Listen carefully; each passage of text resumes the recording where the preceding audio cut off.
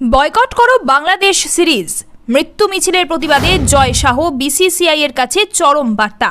Team ইন্ডিয়ার অনুরাগী এবং নেটিজেনরা সোশ্যাল মিডিয়ায় একটি তথাকথিত ধর্মীয় অবমাননামূলক পোস্টের কারণে থানায় এক হিন্দু যুবককে গণপিটুনির জন্য বিসিসিআইকে বাংলাদেশের বিরুদ্ধে আসন্ন হোম সিরিজ বাতিল করার আহ্বান জানিয়েছে। একই সঙ্গে অনুরাগীরা ভারতে বাংলাদেশ ক্রিকেট দলকে খেলতে না দেওয়ারও আবেদন জানিয়েছেন। মিডিয়ার রিপোর্ট অনুসারে 15 বছর বয়সী হিন্দু ছেলেটি নবী মোহাম্মদ সম্পর্কে আপত্তিকর কথা বলেছিলেন, যার জেরে একদল লোক তাকে বাংলাদেশের একটি থানায় গণপিটুনি দিয়েছে।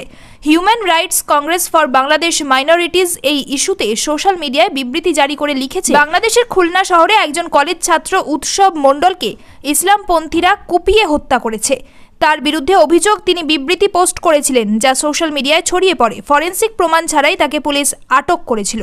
সেখানে পুলিশ ও সেনা সদস্যদের উপস্থিতিতে ইসলামপন্থী জনতা তাকে নিগ্রহ করে। সেনাবাহিনী দাবি করেছে যে তারা উৎসবকে উদ্ধারের জন্য সম্ভাব্য সব চেষ্টা করেছিল, কিন্তু সেটা সম্ভব হয়নি। ঘটনাটি বাংলাদেশে উত্তেজনা বাড়িয়েছে। গত মাস থেকেই বাংলাদেশের পরিস্থিতি খুব খারাপ। বৃহস্পতিবার বাংলাদেশের অন্তর্বর্তী সরকারের প্রধান উপদেষ্টা মোহাম্মদ ইউনুস জোর দিয়ে বলেছেন যে সংখ্যালঘুদের ওপর হামলা কোনোভাবেই সাম্প্রদায়িক বিষয় নয়।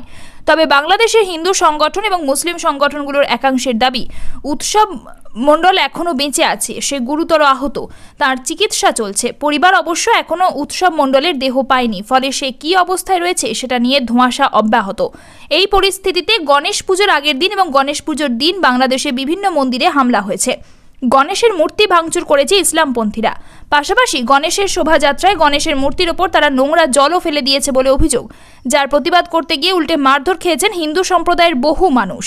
এই পরিস্থিতিতে নাজমুল হোসেন শান্তের নেতৃত্বে ভারতে খেলতে আসছে বাংলাদেশ ক্রিকেট দল।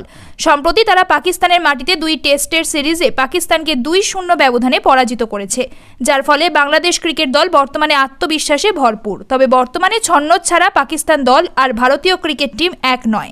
ভারতে এসে ভারতীয় দলের বিরুদ্ধে সিরিজ জেতা তাই সফরকারী দলের কাছে কঠিন চ্যালেঞ্জ, কারণ 2012-2013 সাল থেকে হোম সিরিজে টিম ইন্ডিয়া হারেনি।